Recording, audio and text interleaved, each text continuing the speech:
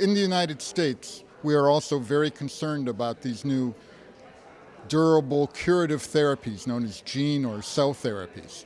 They have the challenge that they compress many years of benefit into one very high cost. And this causes financial challenges of at least three kinds. There is the payment timing, paying only once for benefits that go a very long time.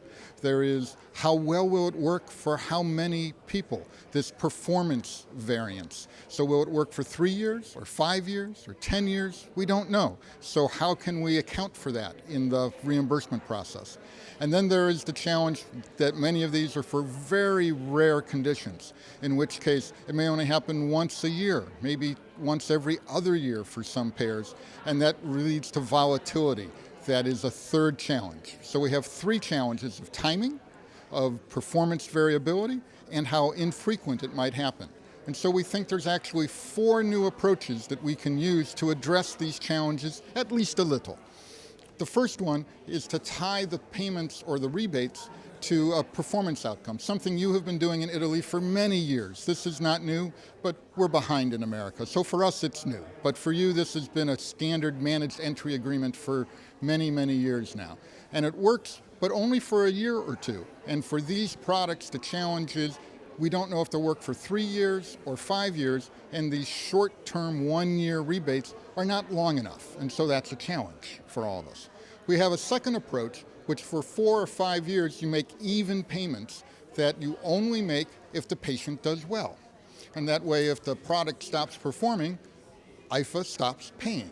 It seems like a wonderful approach that we don't have to argue up front about whether it will last for 3 years or 5 years. We simply wait and see. It does have the challenge you have to collect the data and know what the patient is doing, but we hope physicians and hospitals want to know how their patients are doing anyway, so it should not be that difficult to do that.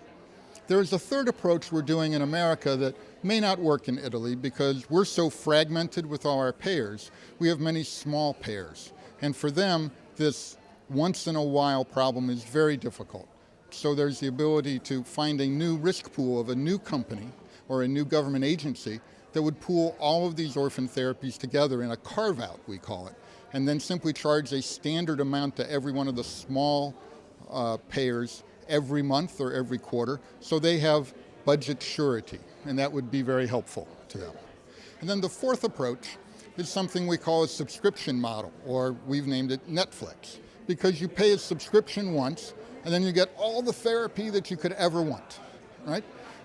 But that allows public health and the payers and the companies to all align their incentives all in the service of the patients. So the companies know they'll be paid a fair amount, the government knows they will pay a fixed amount, and the patients know they will get access.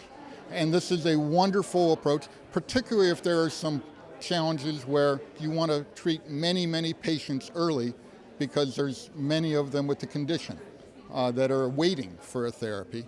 And this way you don't have a big surge and then have it tail off. With the subscription, you pay for 5 years the same amount, and if you treat everyone in the first year, oh well, right? It's the same amount, and then you keep paying. It's more like financing then. So those are the 4 different approaches of a milestone-based contract, a performance-based annuity, a reinsurance approach, and the Netflix model to address the 3 challenges of payment timing, of the performance uncertainty, and the actuarial when will it happen risk. That's what we're trying in America. Some of them are working well, some are just beginning, and we look for Italy, as always, to be trying these things faster and better than we seem to be able to do in America.